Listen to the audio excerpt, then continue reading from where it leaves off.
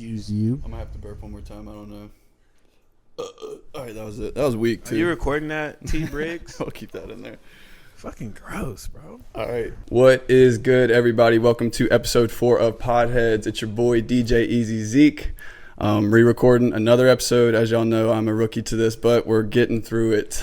Hopefully, this is the last time I have to re-record an episode. Shout out to my man Braxton Langston-Chapman for coming back on. What's good with you, dog? What's up, man? You know, man, just hoping to get through this episode with no major speed bumps this time. So, well, Cameron's not here, so we'll be all right. Shout out to Cameron Bates. Shout out Cameron Bates. All right, so gonna give a little bit of an intro for you. So you are an author now, but you also do a lot more for the community. You started off as a little track runner. You did a little track in high school and college, but then you converted over to a creative mindset. So starting off, you ran track in high school, but what events did you do? Ran a 200 and a 400. Yeah, did you do that all four years? All 4 years. And it just wasn't you, or how'd you like it? I liked it. I liked it a lot. You know what? I don't even know if I liked it. I think I like being good and I like winning. And I got to a place where I was winning and I was good. Mm-hmm. And it's not a coincidence. When I wasn't winning anymore, magically, I fell out of love with it. So maybe I didn't like it. You just were in love with the success that you felt like you got from it. Yeah, I think that as I've grown up, I've realized that I had some, like, I was a bit vain. Mm-hmm. And I like winning, and I chased accolades, which has kind of made my success story up until this point kind of really disingenuine. And I've really just become like myself over the last year or two. A lot of self-discovery. A lot. Well, that's kind of what life is all about, honestly. And that's kind of what this Podheads podcast is about, honestly. So, so you ran track all 4 years. You did the 200 and the 400. Mm-hmm. Were you doing anything as far as photography or writing or anything like that in high school as well? It ruins my street cred, but the few people who will watch this, we went to the same high school, by the way. Shout out North Davidson. I was in yearbook. I had been taking pictures since 4th grade. I got a point and shoot camera in 4th grade. I was taking film photos in middle school, but it was a hobby. And yearbook got honors credit when I was a freshman, and I was like, shit. And I started doing yearbook, and I wrote our theme copies, which is like our intro.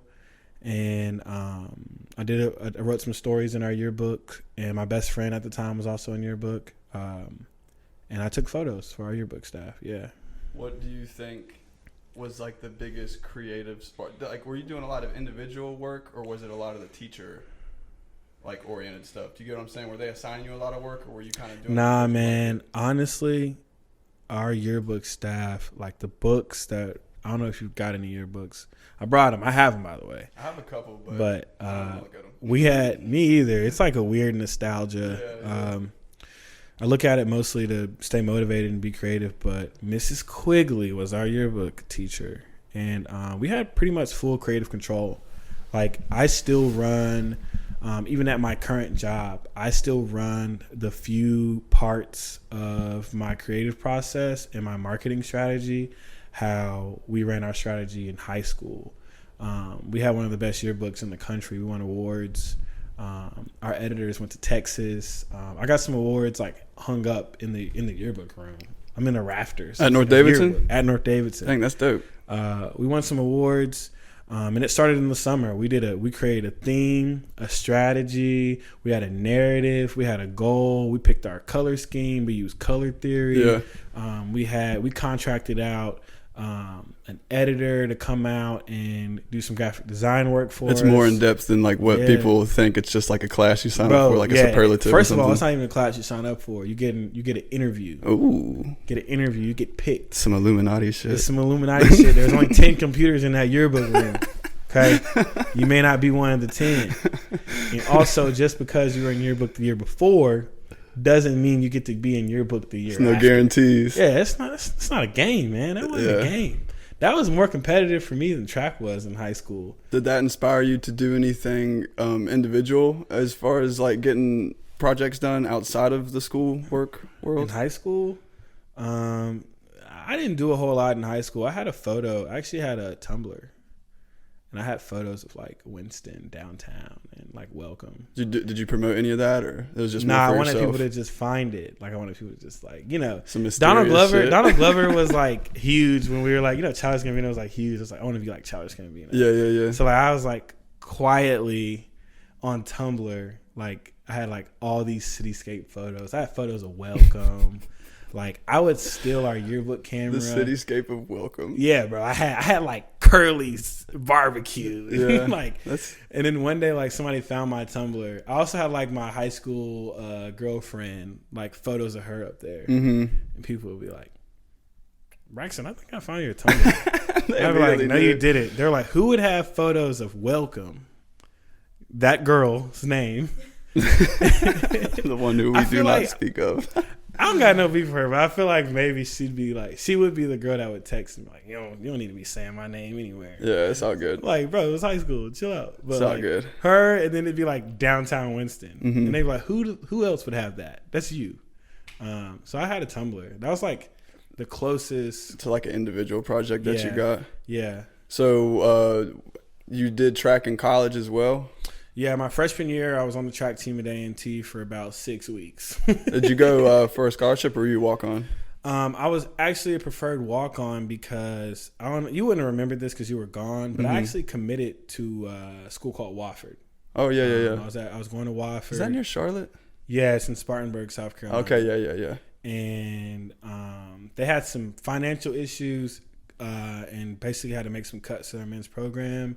And they allowed me to go to the school for free for 1 semester. After that, I was going to have to figure it out. At Wofford. Yeah, but I like wanted to run track. And they had a club track team. I'm like, nah, bro, I'm coming off of this. I'm coming off of that. Yeah. I just went All-American. Like, I'm thinking I'm hot shit. Your bar was set. Yeah. So I'm like, bro, I'm going to continue my career and run some Division I track. At A&T, baby. At A&T, and it's hard to believe I'm part of the issue because it shouldn't be a surprise. It's a Division I school. They have scholarships, but I had no idea that I was walking on to a team that was going to end up winning an indoor national championship. We were one of the first HBCUs to do that and end up putting 6 athletes in the Olympics a couple years down the road. So in my brain, I'm like, oh, I'm going to this school that isn't that big. I'm hot shit. And I get there and I'm like, yo, I'm the worst dude on this team. Kind of humbling. Ass. Yeah, it was humbling. And then, like I said earlier, magically, well, 2 things crossed my mind. One, I said the sport of track and field, the payoff of that is you either go to the Olympics or you go to a world championship, but how the pay works in professional track was not worth putting my body through, and it wasn't guaranteed that I was even going to come close to getting there. So I spent 4 years at this school, not having a normal life, and then the payoff is I might make $100,000 one season out of my whole track career, and that's in the hopes that I make an Olympic team, and then I get either Nike, Adidas, or whomever to give me an endorsement. If people don't know this, but how track works is you join a track team, a club track team as a professional. They usually will pay for your travel, and that's it. You go to a meet, you finish top 3, you can get anywhere from $15,000 to $1,000. From there, you have to pay your manager, and then you have to pay your club team money out of your winnings. If you go to a meet and you lose, you don't get shit. Damn. You don't get nothing. And the only thing that your agent and your club team is providing for you is a practice facility, maybe a doctor if you're really good, and travel to these meets. And that happens for like 1 year. You don't bring in that club any money. You know what I mean? Yeah. And I'm like, why would I even? I'm at A&T. Yeah. All these people. G-Ho. Like, I'm not about to run no damn track. You got to tell the people, though, who haven't been and who don't know what G-Ho is. Is it the greatest homecoming on earth? I do think that it's the greatest homecoming on earth. I do think that. But I think if you're an outsider, you don't know that G-Ho is really a week.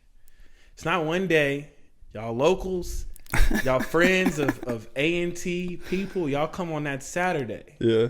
But we already tired by Saturday. Saturday is just when you there for Instagram. That's kind of the come down. Yeah, that's the come down. The week of, it's like you got the comedy show, you got the pep rally, you got all the clubs, you got all the house parties. Professors cancel class for the week most of the time. You're going to get extra credit if you show up to class. It's a movie. But Saturday, to put it in perspective, your phone will not have service because there'll be so many people on campus. I lived like 3 blocks away from campus, and the Uber from my apartment to campus was $300. Damn. That's how many people are in this like 1 square mile radius of our campus. Yeah. And you never know who you're gonna see. J.R. Smith goes there now and plays golf there. J.R. Smith goes there, man. It's kind of wild. They paying him to go there. That's some PR. What is that? The NIL? Yeah, it's something. That's that NIL. He getting some type of. But A&T is such a magical place for people. It's an experience that you can't get back. I'm always transparent. I didn't enjoy my time at A&T. But I appreciated the experience that I got, especially because for people who don't know, I went to North Davidson, which is this all white high school. That's why it's like what 90. What was the statistic? When I was there, it was like 98%, 99% white. My graduating class had about 600 people in it, and we had 7 black folks. You know what I mean? And that's counting Hunter Henson. I don't even know if he was black. Hunter Henson, are you black? I feel like he might have been Native American or something. I'm white, man. I'm not allowed to say anything. Now you can say you think Hunter Henson's black. On a scale of 1 to 10. I don't know anything, man. He's tan, man. He 140. He probably like Lumbee Indian or something. I'm gonna call him after this. Figure it out. Get to the bottom of it. Yeah, he was like me, EP, Keyshawn Roman, that was Apanassa, Zakel Leak. I'm missing somebody black. They gonna hit me like, yo, come on, dog. I was there. It was not a lot of us, and every single one of us played a sport, except Zakel. All of us played a sport. So like everyone who's from Winston or like Lexington, you'd be like, North Davidson seems diverse, based off sports. Yeah. You go to them halls, you'd be like, nah. Bro, I didn't have a black person in any of my classes all 4 years. Damn. Never had a single black person in my class. That is crazy. Never had a black teacher at North Davidson. I don't even know if there was a black teacher. I was about to say, I don't know if there is. I don't think Coach Toto was coaching, and he was teaching something, right? Maybe fitness or something or weightlifting. But so you had stopped doing track, and you said you had done somewhat of a solo project. Not a solo project, but your what was it, Visco? Or what was the account you had in high school? Not a Visco. Not a Visco. Yeah. What is it called? I had a Tumblr. Tumblr, that's it. It's the same shit, I feel like. Visco. But is it even called Visco? Were you working on shifting your focus to something besides track now? Or were you still trying to just focus on school? Or I don't know, man. I feel like the culture at A&T like pushes you to like have some like weird trade experience, and I was a writer, and I thought I was good at the time. I feel like I'm a lot better now, and I enjoyed film. I enjoyed filmmaking. I enjoyed writing. And how much writing had you done leading up to this point? I had a whole book done already and published, it wasn't published, but I had like 200 like loose poems. And I had like maybe 5 or 6 people who would like hit me like, yo, let me get one of them poems. Sounds crazy to say now. People like, let me see some of your writing. And then enough people had convinced me to put it in a book and make a poetry collection out of it. What was the name of the first project? I did a novella first, which was like a collection of journals. It was called Help Volume 1. Did you do hard copies or? No, it was never actually officially published. Okay. I advertised it on social media, and it was like, if you want it, like hit me. Email it to people. And then on my first website, you could download the PDF. And I was like, if enough people download this, then like I'll put out a poetry collection. And like maybe 2,500, 3,000 people downloaded it, and I was like, oh shit. And I was like, all right, I'm gonna put out a book. And that following year, that's when I went full-fledged freelance. I was working at Golden Corral. Golden Coral, baby. Golden Corral. And let me tell y'all something. I made more money at Golden Corral than I do at my current job. Right What were now. you doing there? I was just a waiter. Honestly, well, I worked at a restaurant when I first moved to Charlotte called Fahrenheit, and I had several people that had office jobs and like jobs post college, and they came back to waiting tables because they were like, I'm just not making that much. Bro, I'm gonna tell you this right now. I always tell people this. I went to the Golden Corrals on Wendover. They had to reopen because they knocked down the building and rebuilt it. And our opening weekend. I feel like I'm a stripper or something. At Golden Corral. I worked a half a shift on Friday. I worked a double on Saturday. Then I worked a regular shift again on Sunday. And I made $2,700. Shit. At a Golden Corral? At damn Golden Corral. And I went and bought a Subaru. With $2,700. That was my down payment. That's funny. I was working at Golden Corral, and I put out this poetry collection, and I made real money off of it. And I was like, oh, I don't have to work. And I started that was the start of my freelance journey. I had a couple more internships through college, but really by my junior year, I had sustained myself off of writing music video treatments, shooting music videos. I had directed a couple of little short films, and I was living off of a poetry collection. So tell us more about how you got started into because you said you were taking pictures in high school. Yeah. How did that transfer into college into doing like music videos and filmmaking and stuff? Really, it was kind of the next step. I feel like people go two ways. If they want to make a career out of knowing the ins and outs of a camera, they go two ways. They double down on photos and get studio equipment, learn how to light, or they go the film route and they either become a director, a DP, which is like a camera operator in charge of a camera department, or they become a gaffer, lighting. They go film or photos. And I met a dude named Chris Meadows, and he was like, shoot my music video. I think I told him no 3 times. Because really, there's like I said, I was a very vain person. There's just this respectability thing that I always went for. Even when I was at North, I was a prep. But I came from a Title I school in Forsyth, Winston. Yeah. And I just had this respectability, identity crisis where I'm no, I'm a filmmaker. I'm not shooting your music video. You know what I mean? I'm not shooting a music video for a rapper. I imagine that's how I'm talking. I'm no. And finally I did it. And Mitch and Cameron actually pulled up, but I don't know if Cameron talked about Mitch in his episode. I think he did. Yeah, he did a little bit. Mitch helped me, and I shot a music video for Chris. Humbly, I say this. That music video at that time in 2017, ain't nobody at A&T who was a rapper, and everybody thinks they are a rapper, had a music video like that. Nobody. When I watch it today, I'm damn, I really pulled that off. I was 18. No one had a music video like that. And from there, thanks to Chris, I give him his flowers. No one to this day, people hit me up for music videos. It started there. So I had multiple streams of income. I had my poetry collection sold well. Then I did a re-release, and I was freelancing. And I shot a music video for Chris. And then I'm gonna speed this up because last time I just sat on this man's lap, pause for 20 minutes. But I met a guy named David Webb. All right, I met a guy, David Webb, changed my life.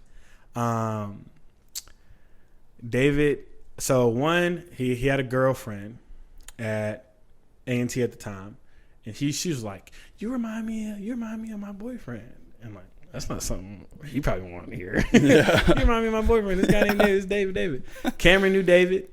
And one day he posted on Instagram. He was like, I need a ride from Charlotte to Raleigh. I just landed. No, he took the train because he had all this camera equipment. He had a Red. That's a nice camera. He had shot for JK the Reaper. He had shot for Denzel Curry. And he was mad cheap. He was like, bro, I take the train. I got all these Pelican cases. Yeah. So I took him from Raleigh. I took him from Charlotte to Durham. And he was like, bro, I answered your DM because I've kept hearing your name. And we talked the whole way to Durham. His breath stank. He had BO because he had took the train or bus or some shit from New York. But I'm trying to play it cool because David wept in my car. That's funny. And he's we're talking. I show him the script I wrote for Cameron. He's like, you gonna come to New York. You coming to New York. I'm like, say less, bro. Yeah. So how old were you at this time? Can't drink yet, so I'm like 20. Okay. Got to be 20 because I remember we went to this ramen spot and they asked for my ID and I couldn't drink, so I was like 20. So a couple weeks go by, David's like, I'm free this week. Pull up. I'm like, New York? He's like, yeah. I'm like, bet. I get on a plane. I come to New York. Can't make this up. It's like 8 niggas in his crib, and he's like got like the OVO sweatshop going. One guy's editing. OVO sweatshop. You know, like I just imagine this is how Drake got like everybody working. Like, yo, like he lives in Brooklyn. It's the Brooklyn Bridge. David's beautiful apartment. Art is his roommate. I don't know if y'all know Art from Greensboro. One of the brightest business minds I ever had communicated with. So there's just like all these cool ass people. Mm-hmm. Creative minds. In his like apartment. It stinks. Dishes in the sink, but they're working. It's like grind culture. You remember when grind culture was cool when niggas would be like, tap in. It was that time. It was like 2018. You know what I mean? Tap in. So like I come to his crib, I'm like, yo, what the fuck is going on in here? But it's like dudes editing on their computers. Yeah. David's like, I need this video done. He's on the phone. He's like, yeah, I need a film photographer. I'm like, yo, oh shit. It's your chance. Yeah. That's my chance right here. It really changed my life. Yeah. It changed my life. I was like, everything I think I know about business, everything I think I know about music videos, everything I think I know about film. Yeah. This dude had somebody editing the video. I know the video to this day. Not Project Pat. I forget the DJ's name, but Buddy was on the song. It was called Can't Fuck With It. It was what's the DJ in Pro Era? You probably don't know. That's probably not your style. I know Pro Era. Hey, Joey Badass. Yeah, whatever the DJ is, it was his. He did an album. It was a song called "Can't Fuck With It." Yeah. Somebody edited it. Me and Dave were talking about this script. He wanted to do a biopic on X, and X was still alive, but he was down in Florida and he had met X, and he was like, "Bro, your script writing was decent. I want to do a biopic." So we're talking about that, but I'm watching him like divvy out all these tasks. He's calling people. He needs gaffers. He's producing these huge projects. Like he had just left the what's the song where Drake's like, I got the game in the squeeze. Told her don't wear no 350s around. No stylist. He was just on the set of that. Yeah. So like, I'm like, this dude's crazy. He's on the phone with like, I just imagine he's on the phone with like OVO 40. Like, I don't know who he's on the phone with, but I'm like, this dude's crazy. Yeah. So we're talking about this biopic he wanted to do for X. And I met Art, and I remember the dude finishing up this video that David had produced and directed, and he also DP'd it too. And we take the hard drive, and he's like, we're going to a coloring studio. I'm like, what the fuck is a coloring studio? We're in New York. He's like, we're going to well, I think it was in Manhattan. Get a car, we're going to Manhattan, and I end up at this color studio. This guy named Jimmy is coloring David's projects, and he had colored Moonlight, the colorist. And I'm like, bro, I don't know nothing. And I'm doing the 20 minutes again. This guy changed my life. Mm-hmm. I spent 3 days in New York. What makes this so fucked up is this was like the biggest moment in my life, and David barely remembers it. Like he was like, oh really? Oh yeah, I remember that. Like he don't remember that shit. It's all good though. Like it's all good. You learned. I learned a lot. I came home. Yeah. I came back to North Carolina, and I was like, say no more. And I like hit the ground running, and literally up until COVID, like no poetry, none of that. I'm David Webb. Like literally, I'm shooting these music videos, and I really had pride in my city. So really, I came back to Winston. And the music videos were doing well though too, right? Oh yeah, bro. I was probably making close to $2,000 to $3,000 a week. Damn. Like paying my rent. I had an apartment in Greensboro. I had other commercial freelance projects too, but I had an apartment in Greensboro, and I also was like basically living in Raleigh. My worst week, I probably made $600-700, but I was freelancing, like untaxed. People Cash App shut down for the day. Wasn't selling limit exceeded or whatever. Yeah, like wasn't selling no weed, no hot shit was going on. Like just straight wholesome content, like just shooting videos, trap music videos. Creativity. But it came from me literally sleeping on David Webb's floor for 3 days. And I also met Art, who had Summerfield. Were they putting you on any of these artists that you were getting these? Nah, really, it was just off the clout. Because, like, the few projects that David came back and did in North Carolina, he hit me up. Like, there was a project he did with Mez. It was, like, Southside Mez. And he had did a project with Goop, a rapper out of Greensboro. Yeah. And it was just, like, the fact that I was, like, next to this nigga. People were like, oh, you know David? You can shoot my video if you know David. That's how it works, though. It's all about, who you know. Like, it's how it works. So, like, that's all I needed. And also my name was, like, on these big projects because I had touched down with David. And I used David to get in contact with other, like, producers, managers of bigger artists. Like, I worked with Young Pinch. Shout out to Young Pinch. He came to Greenville one time and I missed his concert. But he came to Greenville right after he left Greensboro. And it was on the Lost at Sea tour. Dang, yeah, I missed that concert. Lost at Sea tour. I got the shirt, got everything, got the video. We're gonna put that in the video, a picture. I got a picture of Young Pinch. But like the clout, you know, every artist is doing whatever little thing that could set them apart. And I got to a point where I was lucky in having a Braxton Langston-Chapman video because I don't think I was the best shooting. I don't at all. Like there's niggas in Winston way better than me at producing a solo project. But when it's time to get a team together, I don't know who can fuck with me. Cameron would probably say the same thing. He don't know who can fuck with him. Facts. But it was like Braxton Langston-Chapman's name was on your video. And for Winston artists, before the pops, what I call it. Because like Shy and Tia and Sauce Pack, they kind of all like popped at the same time. Mm-hmm. The video people like me and a guy named Juby, One Stop, we had more clout than the rappers did. Like you wanted our video. We didn't give a fuck who you were. But that all came from building a brand that I got from Cameron, David, and honestly Art. Yeah. We're gonna take a quick break and reload batteries, and we'll be right back, folks. That's a lie. Yeah, it's the right way.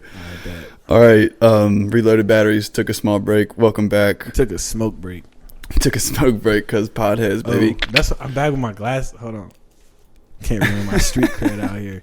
Don't let these glasses fool you. All right, fuck y'all up. All right, so we left off where David had left a pretty big impact on your just journey through life and in your career. You were shooting music videos and able to make money weekly off of those, freelancing and stuff like that. You did have a project you had worked on in the beginning of college, I believe, the collection of poems. The Mute Pretender. And then this was up until the pandemic when you said everything kind of changed a little bit. Pandemic set me back monetarily, mentally, physically. I feel like most people our age, I was literally just telling someone this like last week. I feel like most people came up during the pandemic. Our age. It was either you came up or you fell off. I fell the fuck off. You know, like I fell off, and it was really the first time that I was tested as an adult, as a man. Yeah. And I folded. I was in a relationship. I had bought I was living in a nice apartment like in downtown Greensboro. I ended up having to move home. And then I kind of came back up and I was doing a project, and when that ended, still shooting like videos. Yeah. But it was just so few and far between. And I also wasn't the best business person. I was not putting the money back into my business to prepare myself for a pandemic. And I also wasn't putting the money back into my business to be able to compete with other people. The other issue is I never wanted to be a person to be like, oh, I started this. I started it. Because I feel like I did. But niggas rose to the occasion. And when it was time to go to that next level, I had not put in the work and I didn't think it through. Mm-hmm. And I really couldn't compete. You know what I mean? What would you have done different? Just put the money back in? I wouldn't have spent the money. Bro, Is that the main thing? Was what it was? Financially, one, the way supply chain worked on my bigger projects, there was people I couldn't pay back when COVID hit and they wanted to cancel things. There's a person I still actually owe right now. I know I owe a person $3,000 right now. Like, I ain't forgot. Don't think, oh, you up here on this podcast, you need to figure out how you're going to pay me back. Nah, like, there's just a lot of people were patient, but some people weren't. And like I said, I worked with a wide range of clientele. I would go from being on a commercial shoot with Cameron with a budget of $50,000 to going to shoot a video on like 25th Street. You know what I'm saying? Like, on the east side. Like, that dude don't want to hear about how the things I rented couldn't come because of COVID. He want his money back. Yeah. And he don't know how to settle it in court. He don't know how to settle it with a handshake agreement. It's like, it's up when you see me. So I'm in a dark place, you know. I go from, like I said, I go from a shoot with Cameron to like, you know, 19 on my lap in the car because somebody want to shoot me over a music video that they not gonna be famous. You know what I'm saying though? Like, I had to realign myself with people that I didn't want to realign myself with because I felt like I needed to protect myself. And then I'm dealing with that in the street side of things. And then I'm like going to court and I had lost somebody's wedding video they had given me $10,000 for. Damn. I had that sounds like stress right there. Yeah. I had been on a corporate I hadn't been managing a corporate project with a company. They ended up suing me because the way I had worked out my pay scale was it was a deposit and then it was another 20%. And to give you an idea, that 20% was like just like maybe $6,000, but that 20% was refundable. And because they didn't need the project anymore because of COVID or they had some changes in their company, they needed that back. And then I couldn't pay them back because I was trying to figure out how to pay my rent. My rent was $1,500. Like, all this stuff just kept piling stacking, up. Yeah. So I was really tested, and I ended up saying, all right, F this. I ain't doing no more freelancing. Like, no, I will not shoot your project. I don't care if you're my mom.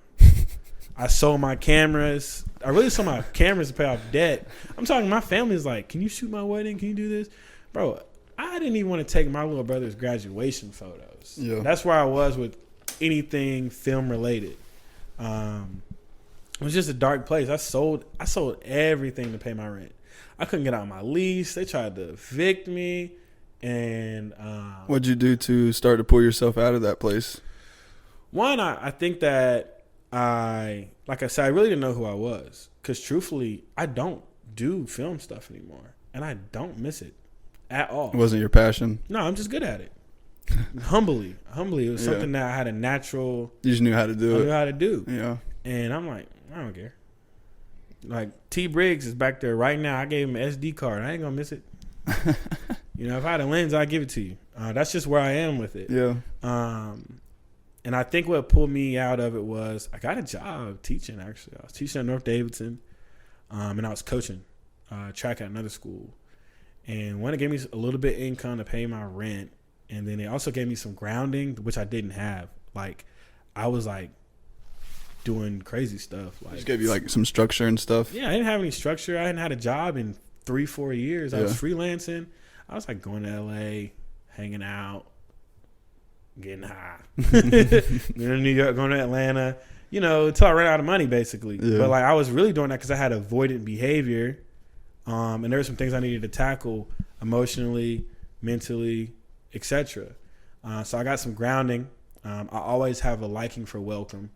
I wasn't from there, but I wish I was damn near because I felt like everyone there worked mad hard. There was no gangs. I was like escaping everything that I did in Winston. Definitely no gangs in Welcome. People just like want to like drive down back roads and take over their family's business. Yeah. And I'm like, oh, I love this. So I went back, taught North Davidson, gave me some grounding. I've always enjoyed working with youth, working in the community, love kids. Gave me some grounding. Stopped being an asshole. And then I also came back to my city, which is Winston for real.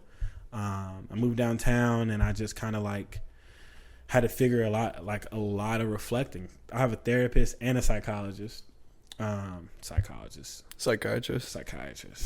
I told you we did a smoke break.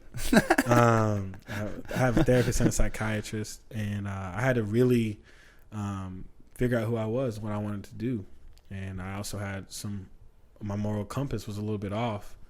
I feel like I've always been a good person at heart, but the things that transpired during COVID, I know I can survive in survival mode because like I was making plays. I was being mad grimy in some other ways to pay my bills and pay off some debts. Doing what you had to do. Doing what I had to do. So like my moral compass was off, and I had a whole ass degree and I wasn't using it. And I'm really passionate about Winston, and I've always had a political analysis and a political background, and it was just time for me to get back to my core roots. And Cameron brought this up, like the film shit. Even the poetry, I've always written, but like my core root and thing that I was passionate about from 4th grade on was politics and government and narratives. And I had a narrative background because I'd been in film, and my political analysis and my political background allowed me to get a job in the city. And from there, that's everything. I still do film work, but it's narrative based. I work with media. I write a lot. I'm in English. When did you get back into the writing? Because you said you did kind of put that on. I didn't get back into the writing until like January. Past year? Yeah, like 4 months ago. I was like, it's time to fucking drop. And I cannot wait. Can we go ahead, leak it. May 23rd. May 23rd. 2023. Eggs for breakfast. I got a poetry collection coming out. It's how many poems? I think we're going. I think I've reneged since the last time we talked. I've been talking to my editor, looking at like 212. Either way, man, we're excited for them. I read a couple of them, and like Welcome to Winston, Genovia. That one's a good dude. There's just like all of them. I was breaking down each line because it was like, I think I told you last time we talked, but it was like breaking down almost like a Bible verse where I was like, wow, what does this actually mean? And you were painting such a beautiful picture with the words too, man. Like you have such a gift for poetry, for real. I do mean that. Thanks, man. I'm not even into reading or anything like that either, but this book is really good, especially being from Winston. But what was the whole process? What was the whole process of like starting this book? Did you just randomly one day wake up and have that itch again, or had you been kind of thinking about it and leading up to this January when you started? Truthfully, I had like rewritten this. I've rewritten this book like 3 times. Like when I released Meat Pretender, I already had Extra Breakfast in the works. The last poem in the Meat Pretender is like the preface to Extra Breakfast. Mm-hmm. But like I always talk about being genuine. It was like a disingenuine thing. Like the first time I wrote Extra Breakfast, it was because I had just wrote a book and it was successful, and I liked how much money I was getting. So I wrote another book and I read it. I'm like, it's shitty. Yeah. And then a couple years went by, maybe around 2019. I was in a relationship all of college. Like I dated the same girl except for a 1-year break for 5 years straight. And the second time I wrote a book, it was all about her. And I was like, do I want to give her this benefit of the doubt? Like she's gonna be telling her friends, look, you know what I mean? And I'm glad I did that. We broke up, you know what I mean? And then she would have had that over me, which is selfish because it was good. Yeah, everybody likes love poems, but you don't want to give her that win. Hell no, especially not now. Imagine that now we're not together. That nigga probably still thinking about me. So then, like, I was like, nah, I'm not putting out a book. Like, just nah. And then I wrote another book when we broke up. Damn. It was like heartbreak poems. I'm like, I'm doing it again.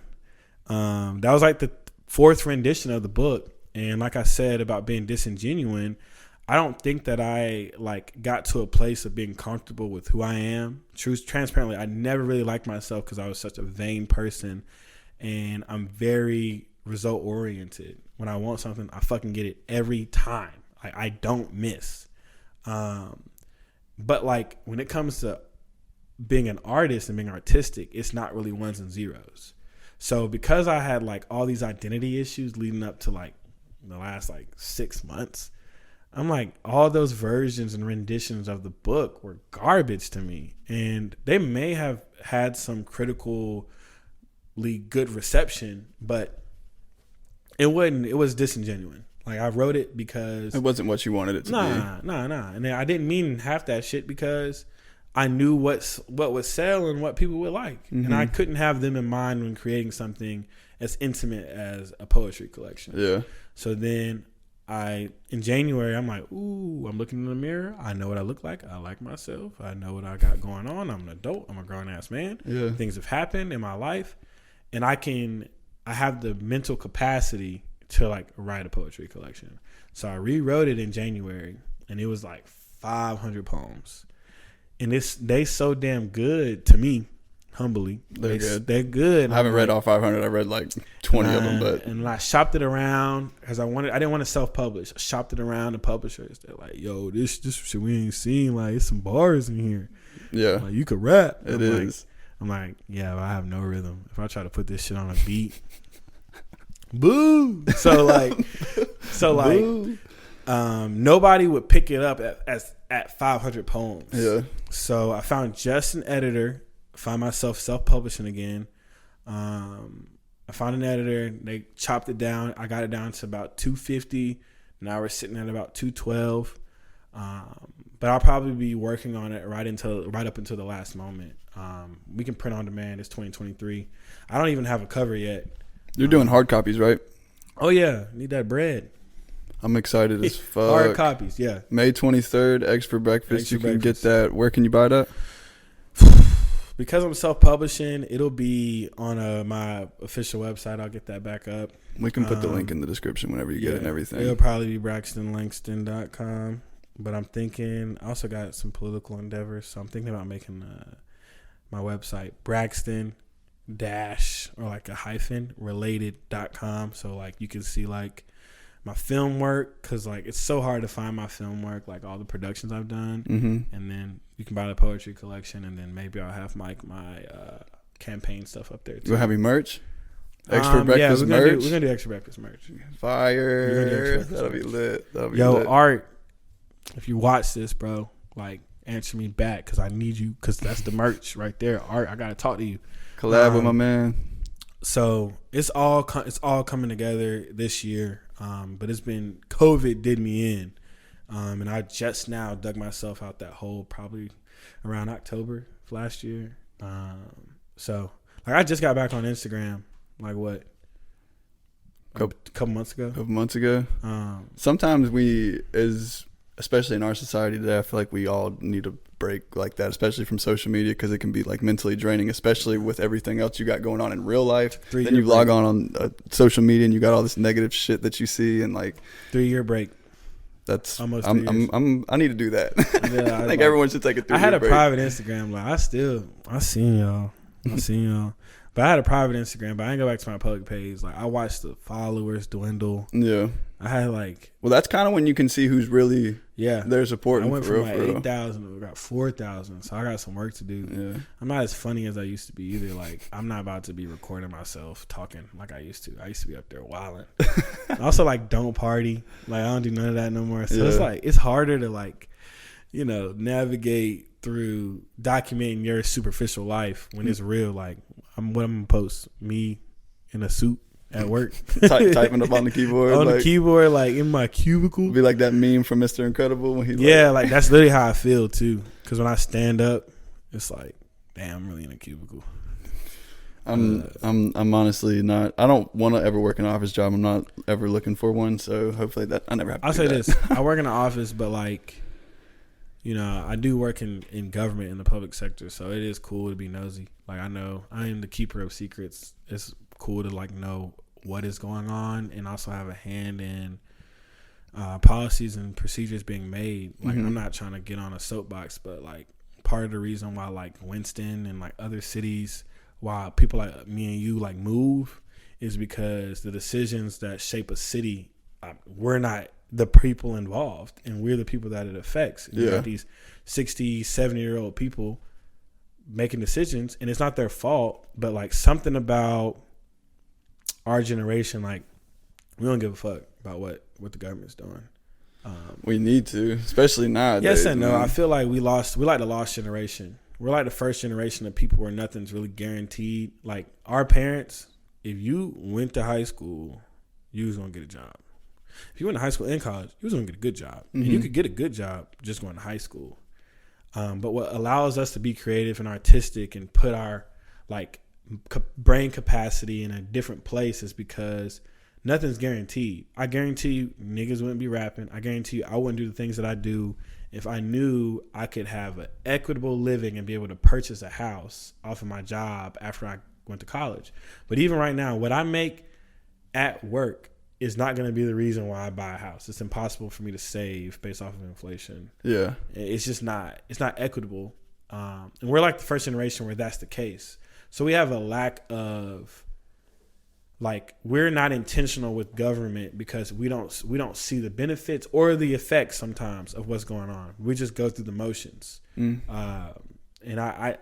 it's just why we actually are a very creative generation, because people think, oh, it's like these liberal ideologies, and like that's why we draw good and we can dunk basketballs and we've evolved and all this shit. But no, I'm being honest. Like black folks are good at sports not because like we're built different, we from the motherland, none of that shit.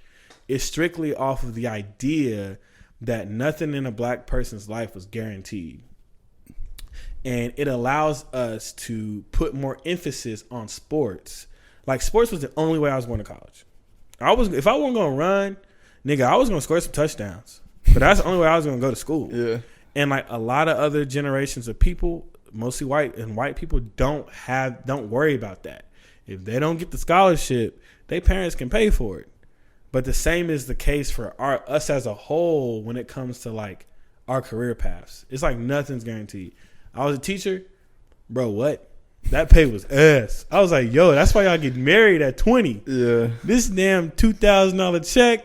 These kids, are you kidding me? I had a kid write his name and shit on the wall. Damn. In high school? Yeah, bro. When I was teaching, I'm like, yo, grow up, man. Come on, bro. Something's wrong with him, so I'm gonna give him a benefit of the doubt.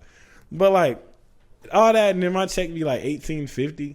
I'm like, bro, I'm about to get these zips off. I'm not about to fucking do this shit.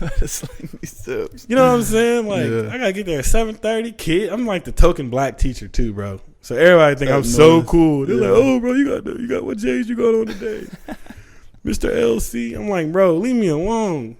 That's funny. Get there at 7:30. Kids is out waiting at my door. It's locked. They waiting. They don't even have me as a teacher. I'm just the token black teacher. They're like, yo, he's so cool. He listen to rap. I'm like, that is not what make me cool, bro. That is funny as hell, bro. And that Yeet album dropped. They're like, bro, you heard that new Yeet? I'm like, nah, you know I heard that new Yeet. But yeah, I don't even know how I got on that topic, but like I didn't mean to get on my soapbox, but you good, bro. I'm just saying, bro, like it's hard to be young, and people don't think that, but we are not guaranteed shit. It sounds like in this journey you've had a lot of self-discovery and trial and error and projects you've worked on, and a lot of crazy encounters with people who have really helped you elevate your career and stuff like that as well. So I don't know if there's anything we haven't covered that you do want to touch on. Every damn thing. Well, I got a secret, but I ain't gonna tell nobody what it is. We're gonna have to do episode 2 then. Episode 2, like we gotta come back post book. Or part 2, not episode 2. Part 2. We're gonna talk about post book. I'm gonna tell the world a secret. I'm on my Drake shit. Ooh. You can guess. I'm on my Drake shit. Yeah, y'all gonna have to tune in for part 2. But we got Eggs for Breakfast coming out May 23rd. Y'all need to get that. We're gonna leave the link for Braxton's social media and all that in the description. So be sure to give him a follow, and he'll let you know whenever that link is available. When the link is available for the book. This has been episode 4. DJ Eazy Zeke with Podheads, man. I hope y'all have a blessed day, man. Peace. Bro, like and subscribe. Podheads. What's the Instagram? At Podheads336. Talking to Mike. At Podheads336. Let them know. Have some pride, bro. I thought you subscribe on YouTube. Yeah, subscribe, like, follow, all that. DM this man. Repost it. Also, support the guy. If you got any suggestions for guests you want us to have on, don't do that. Don't open it up. They're gonna be DMing you dumb shit. All right, maybe not. If we hit you up, we'll bring you on. Yeah, bro. They're gonna be like, my cousin just started. Yeah, right. You gonna go? The cousin DMs ain't open. We'll hit you up if we want you on. Stay blessed.